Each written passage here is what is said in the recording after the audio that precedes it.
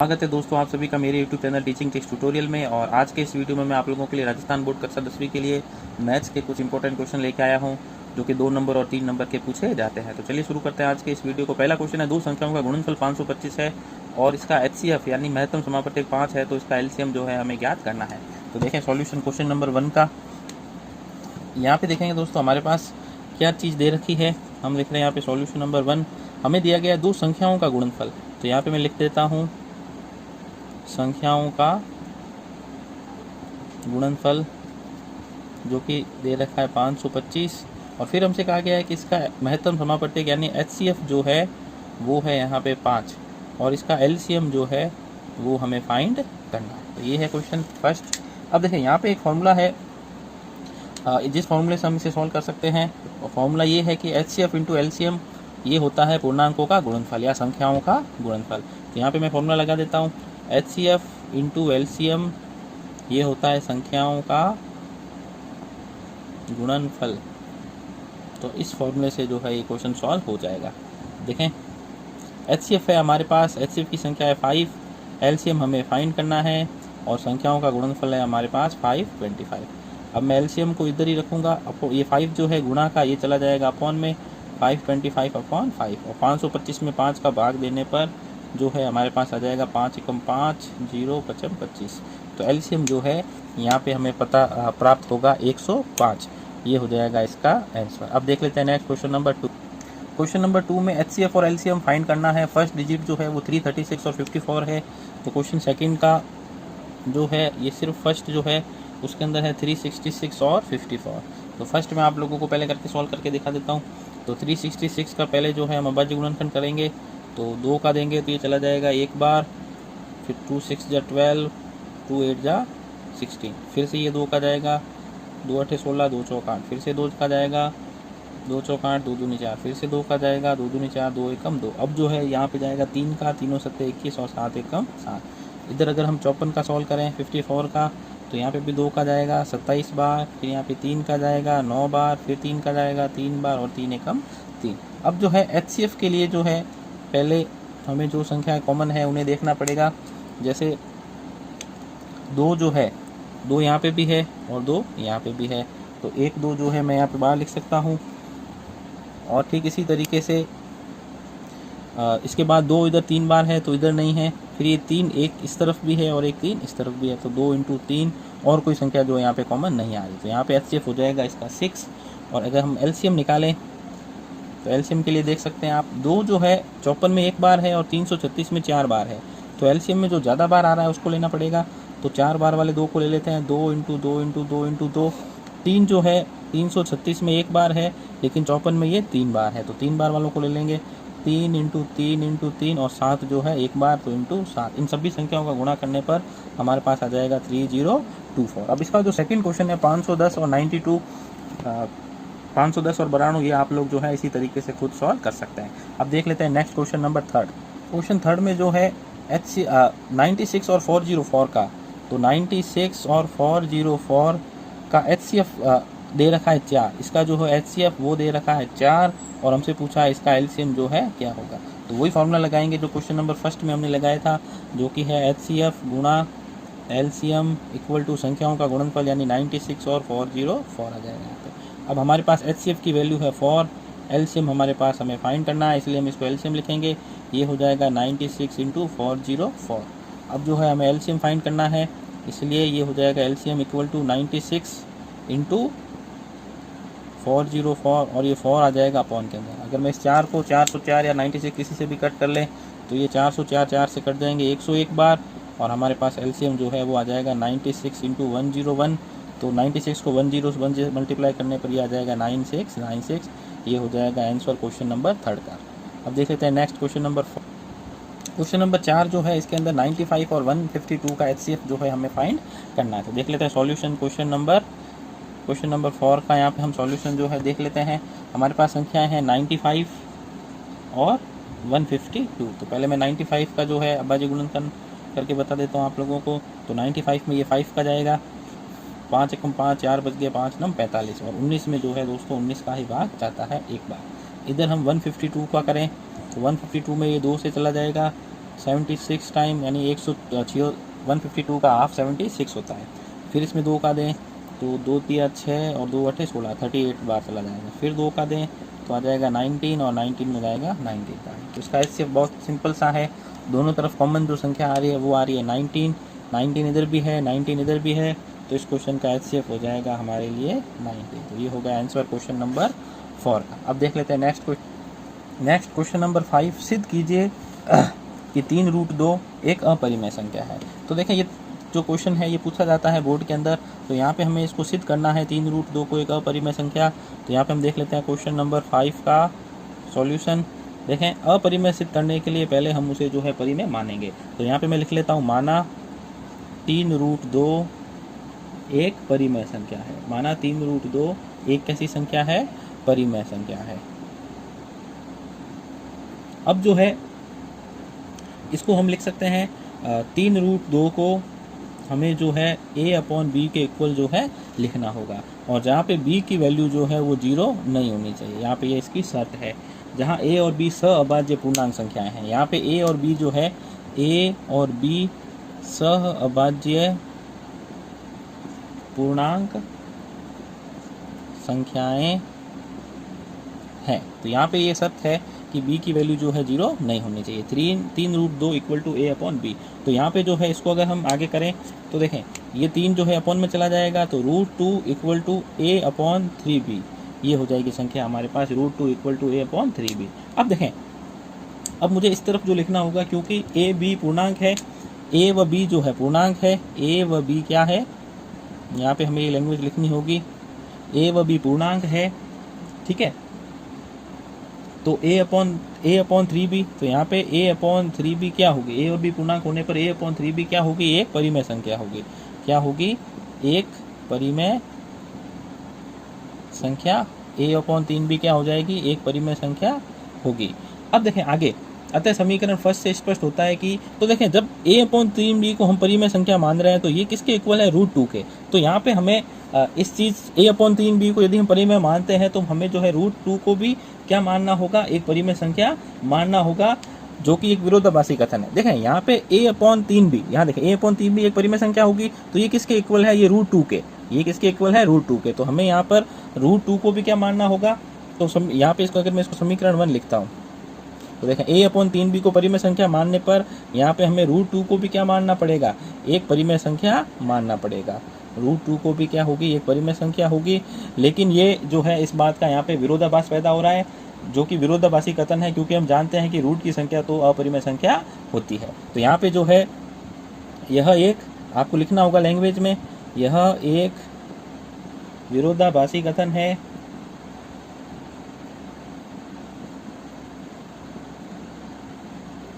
क्योंकि हम जानते हैं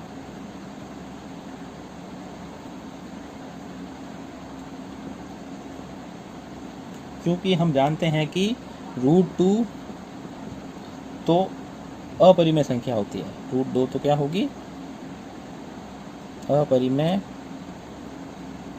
संख्या होती है। अतः हमारी परिकल्पना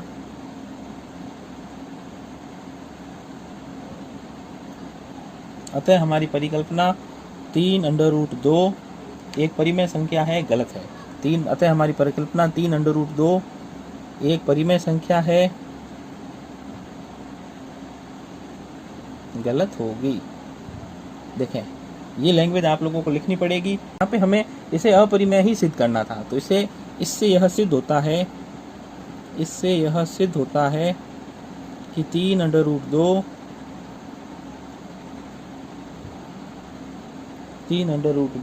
एक अपरिमेय संख्या है।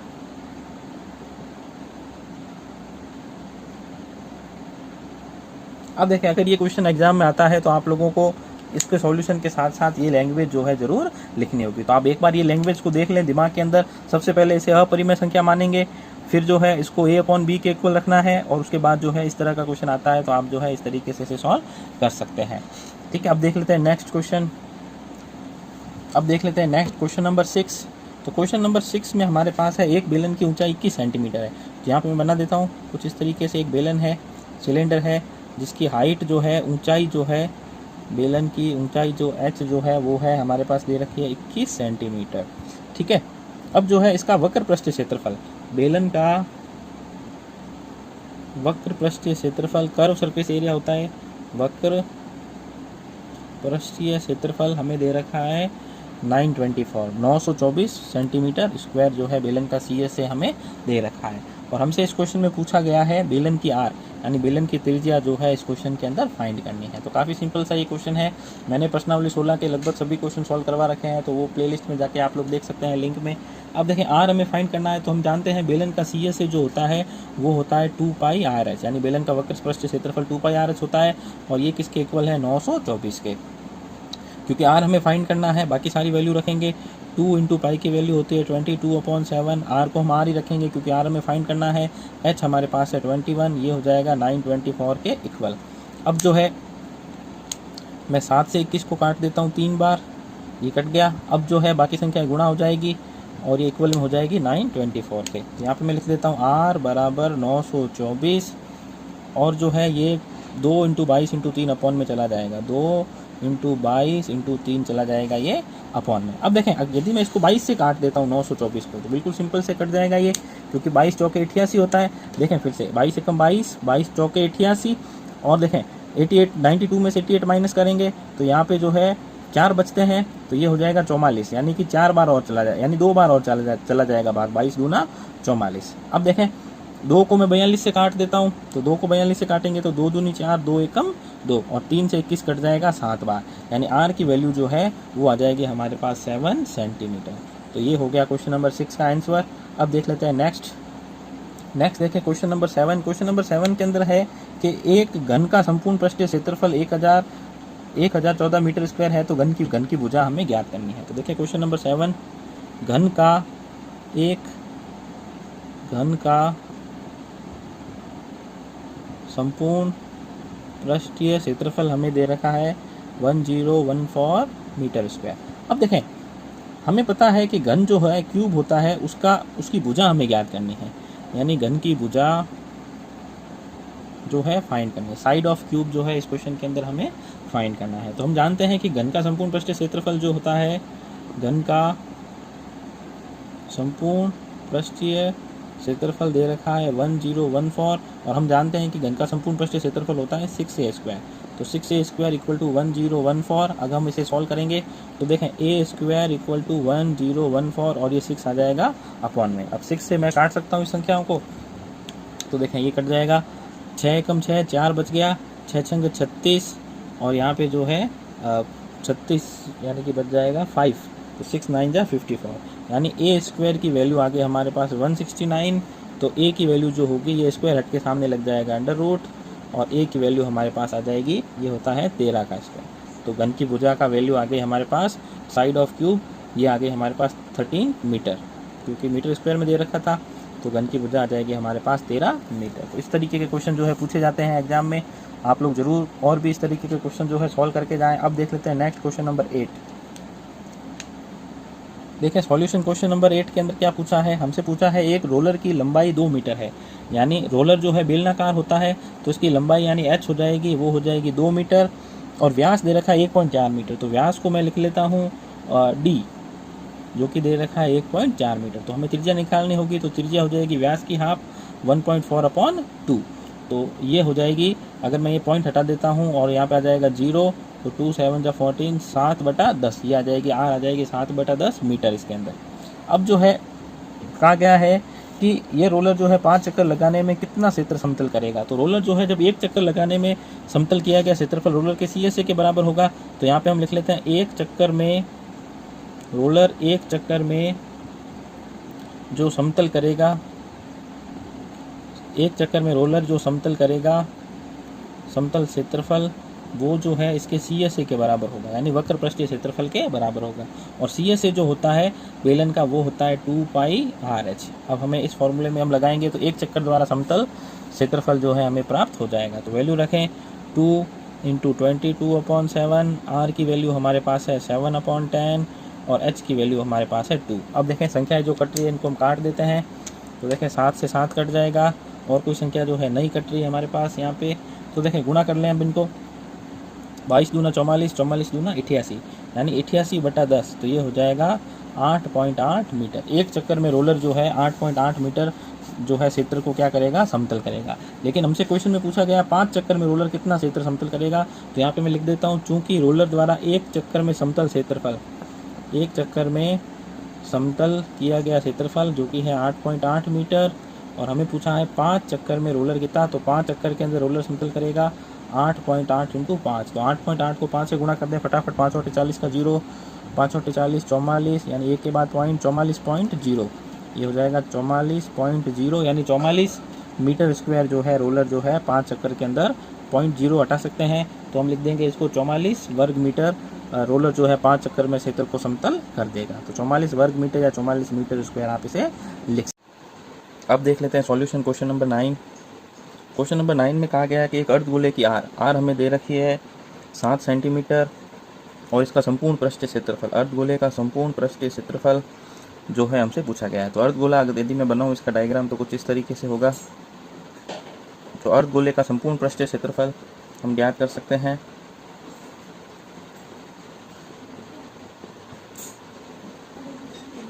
ये होता है 3πr² के बराबर, 3πr²। अब देखें वैल्यूज रखें हम इसके अंदर, 3 × 22/7 × 7 × 7, तो 7 से 7 कट आउट हो जाएगा। अब जो हमारे पास संख्या बची 3 × 22 × 7, यानी इन तीनों संख्याओं को जो है हमें आपस में गुणा करना होगा। तो देखिए फटाफट से गुणा कर लेते हैं। 7 या 21, 21 × 22, 21 को 22 से हम गुणा कर सकते हैं। फटाफट देख लें किस तरीके से जो है हम इसे कर सकते हैं। देखें एक तरीका मैंने बताया था आप लोगों को पहले भी, 2 1 जा 2, पहले इन दोनों को गुणा करना है, फिर आपस में क्रॉस, 2 2 जा 4, 2 1 जा 2, तो 4 और 2 6 और 2 2 जा 4, यानी 662, 462 जो है इसका आंसर जो है आ जाएगा। फिर से देखें 2 1 जा 2, पहले इन दोनों संख्याओं का गुणा करना है, फिर क्रॉस मल्टीप्लिकेशन, 2 1 जा 2 और 2 2 जा 4, तो 4 और 2 6 होते हैं, और लास्ट में इन दोनों का तो 2 2 जा 4, यानी 462 जो है इसका आंसर आ जाएगा सेंटीमीटर स्क्वायर में। तो ये हो गया क्वेश्चन नंबर 9 का सॉल्यूशन। अब देखें क्वेश्चन नंबर 10 के अंदर हमें ABCD जो है एक वर्ग दे रखा है। देखें क्वेश्चन नंबर 10, ABCD एक वर्ग दे रखा है कुछ इस तरीके से, ABC और D, जिसकी भुजा जो है 14 सेंटीमीटर है। इसके अंदर 4 वर्त दे रखे हैं, 1 2 3 और 4, और जो छायांकित भाग का क्षेत्रफल पूछा है, ये देख सकते हैं आप क्वेश्चन के अंदर छायांकित भाग का क्षेत्रफल जो है इस क्वेश्चन नंबर 10 के अंदर हमें फाइंड करना है। तो मैं लिख सकता हूँ पहले ABCD का क्षेत्रफल, तो ABCD एक वर्ग है, तो वर्ग ABCD का क्षेत्रफल, तो जैसा कि आप जानते हैं वर्ग का क्षेत्रफल होता है भुजा स्क्वायर, तो ये हो जाएगा 14 × 14, 14 का स्क्वायर होता है 196 सेंटीमीटर स्क्वायर, 14 का स्क्वायर होता है 196 सेंटीमीटर स्क्वायर। लेकिन अब जो है इसके अंदर 4 वर्त बने हुए हैं, तो यहाँ पे आप समझे ये टोटल 14 सेंटीमीटर है, यानी 14 सेंटीमीटर है। तो एक वर्त का व्यास हो जाएगा 7, तो एक वर्त की आर हो जाएगी 7 का 7/2 या 3.5। तो काफ़ी सिंपल तरीके से हम पता लगा सकते हैं। टोटल ये 14 सेंटीमीटर दे रखा है, और 14 सेंटीमीटर में 2 वर्त हैं, तो दोनों के वर्त हो जाएंगे 7-7 सेंटीमीटर, और इनकी त्रिज्या हो जाएगी 3.5 सेंटीमीटर। तो यहाँ पे मैं लिख सकता हूँ 3.5 या 7/2 लिख सकते हैं इसको, क्योंकि 7 में 2 का भाग देंगे तभी 3.5 आता है। यहाँ पे मैं लिख सकता हूँ प्रत्येक वर्त की त्रिज्या, यानी प्रत्येक वर्त की आर, इसको मैं लिख लेता हूँ 7/2 सेंटीमीटर। और हमारे पास जो है वर्त है ऐसे 4, हमें कितने वर्त का क्षेत्रफल निकालना है, 4 वर्तों का। देखें तो मैं डायरेक्ट 4 वर्तों का क्षेत्रफल जो है सॉल्व कर लेता हूँ यहाँ पे, या तो पहले आप एक वर्त का निकालें फिर उसको 4 से गुणा करें, या फिर आप डायरेक्ट 4 वर्तों का क्षेत्रफल जो है फाइंड कर सकते हैं। तो 4 वर्तों का क्षेत्रफल, क्योंकि एक वर्त का क्षेत्रफल होता है πr², तो 4 का हो जाएगा 4 × πr²। तो हमें यहाँ पे वैल्यूज रखनी होगी, 4 × 22/7, r है हमारे पास 7/2 × 7/2। अब जो संख्याएं कट रही है उन्हें हम काट लेते हैं, जो कि कट जाएगा 7 से 7, 2 से 4 कट जाएंगे 2 बार, और ये 2 से 2 कट गया। अब हमारे पास संख्या बच गई 22 × 7, तो ये आ गया 154 सेंटीमीटर स्क्वायर। तो देखिए पहले हमने वर्ग का निकाला, फिर 4 वर्तों का निकाला, क्योंकि हमें छायांकित भाग का क्षेत्रफल ज्ञात करना है, तो हमें जो है 196 में से 154 सेंटीमीटर स्क्वायर क्या करना पड़ेगा, माइनस करना पड़ेगा। तो यहाँ पे हमें लिखना होगा छायांकित भाग का क्षेत्रफल, जो कि हो जाएगा 196 - 154, इसको इनमें से घटाने पर ये आ जाएगा हमारे पास 42 सेंटीमीटर स्क्वायर। ये हो गया आपके क्वेश्चन नंबर 10। अब जो है क्वेश्चन नंबर 11 बचता है, तो चलिए देखते हैं क्वेश्चन नंबर 11। देखें क्वेश्चन नंबर 11, एक वर्ताकार पार्क की त्रिज्या 3.5 मीटर है। पार्क के चारों ओर 1.4 मीटर चौड़ा मार्ग बनाना है और मार्ग का क्षेत्रफल हमें इस क्वेश्चन के अंदर ज्ञात करना है। तो देखें किस तरीके से ये सॉल्व होगा। देखें सॉल्यूशन क्वेश्चन नंबर 11। हमारे पास है एक वर्ताकार पार्क है, कुछ इस तरीके से मैं बना देता हूँ, जिसकी त्रिज्या जो है 3.5 मीटर है और इसके चारों तरफ 1.4 मीटर चौड़ा मार्ग बना हुआ है, कुछ इस तरीके से। तो ये 1.4 मीटर चौड़ा मार्ग जो है सब तरफ है और हमें मार्ग का क्षेत्रफल या फुटपाथ का या इसके चारों तरफ जो सड़क बनी हुई है उसका क्षेत्रफल हमें ज्ञात करना है। तो देखें कैसे करेंगे। तो यहाँ पे हमें जो है इसको किस तरीके से सॉल्व करना है आप देख सकते हैं। यहाँ पे देखें, इसको यदि मैं R1 मानता हूँ और इसको मान लेता हूँ मैं R2, ठीक है। तो बड़ी त्रिज्या को हम मानेंगे R1 और छोटी वाले को हम मानेंगे R2। तो यहाँ पे जो है R1 को मैं लिख सकता हूँ 3.5 प्लस 1.4, तो ये हो जाएगा 4.9, वैल्यूज़ दे रखी है ये मीटर के अंदर। और R2 हो जाएगी हमारे पास 3.5, वो भी किसके अंदर, मीटर के अंदर। चलिए देखते हैं। और तो हमें मार्ग का क्षेत्रफल निकालना है, तो इसका फॉर्मूला हम लगाएंगे। मार्ग का क्षेत्रफल ये हो जाएगा पाई R1 का स्क्वायर माइनस पाई R2 का स्क्वायर। अब देखें हम यहाँ पे कॉमन ले सकते हैं पाई R1 का स्क्वायर माइनस R2 का स्क्वायर, क्योंकि पाई दोनों में कॉमन है इसलिए हमने इस पाई को क्या कर लिया, कॉमन रख लिया। अब देखें आगे, पाई की वैल्यू जो होती है ये होती है 22/7। अब हमारे पास R1 जो है वो है 4.9, तो इसको मैं लिख लेता हूँ 4.9 का स्क्वायर माइनस R2 हमारे पास है 3.5, तो इसको मैं लिख लेता हूँ 3.5 का स्क्वायर। अब देखें ये इसको हम आगे सॉल्व करेंगे तो ये हो जाएगा कुछ इस तरीके से, हम इसे लिख सकते हैं। ये हो जाएगा 22/7, तो इसको मैं प्लस माइनस में लिख सकता हूँ। एक बार मैं लिख दूंगा 4.9 प्लस 3.5 और अगली बार लिख देंगे 4.9 माइनस 3.5। इस तरीके से हम इसे सॉल्व करेंगे, जो कि इसका एक और फार्मूला भी है जिसके अंदर कैपिटल R और स्मॉल r में मानते हैं, लेकिन यहाँ पे मैंने दोनों स्मॉल में मान लिया, तो अपन डायरेक्ट जो है इसको कर सकते हैं। तो इसको हम लिखेंगे 4.9 प्लस 3.5 और फिर हम इसको लिख लेंगे 4.9 माइनस 3.5। आगे हम इसे सॉल्व कर लेते हैं। देखें ये हो जाएगा 22/7, तो 4 प्लस 9 और 3.5 हो जाएंगे हमारे पास 8.4। इसको हटा देते हैं, डायरेक्ट मल्टीप्लिकेशन का साइन लगा देते हैं। और 4.9 माइनस 3.4 हो जाएगा, 4.9 माइनस 3.5 हो जाएगा 1.4। अब देखें आगे इसको सॉल्व करेंगे तो इन संख्याओं का गुणा करने पर जो है, या आप डायरेक्ट गुणा कर सकते हैं या पॉइंट हटा के भी देख सकते हैं। 84, 8.4 पॉइंट हटा के यहाँ पे 10 आ जाएगा, यहाँ पे भी पॉइंट हटा के आ जाएगा 10। अब जो है हमारे पास संख्या बच गई वो है 22/7 इंटू 84/10 इंटू 14/10। तो ये 7 से जो है 14 को मैं काट सकता हूँ 2 बार, तो 7 1 जा 7, 7 2 जा 14। अब जो है हमारे पास डिजिट बचेगी, ऊपर बचेगी 22 इंटू 84 इंटू 2 अपॉन में बच जाएगा हमारे पास 100। इसको मैं इस तरफ लिख लेता हूँ। तो 22 इंटू 84 इंटू 2, इन सब का गुणा करने पर हमारे पास संख्या आ जाएगी 3696 और अपॉन में है हमारे पास 100। यहाँ पे मैं देख लेते हैं आगे इसको। तो देखें नीचे अपॉन में 100 है, तो 2 के बाद हम पॉइंट लगा देंगे, तो 36.96 जो है इसका फाइनल आंसर आ जाएगा, जो कि होगा मार्ग का क्षेत्रफल। तो ये थे कुछ क्वेश्चन। तो आप लोगों को ये वीडियो पसंद आए तो ज़रूर इसे लाइक करें, अपने दोस्तों के साथ शेयर करें। और इसके बाद आप लोगों को कुछ बड़े क्वेश्चन जो कि 6 मार्क्स के पूछे जाते हैं, ग्राफ का एक, तो फिर बहुलक और माध्यक में से, वो भी आप लोग जो है इसके बाद मैं एक वीडियो और बनाने की कोशिश करूंगा जिसके अंदर मैं बड़े क्वेश्चन आप लोगों को बताऊंगा। और अभी तक आपने मेरे चैनल को सब्सक्राइब नहीं किया है तो इसे सब्सक्राइब करें, अपने दोस्तों के साथ शेयर करें। और पूरी मैथ्स के और भी वीडियोज़ देखने के लिए आप डिस्क्रिप्शन में दी गई प्लेलिस्ट में जाके उन्हें देख सकते हैं।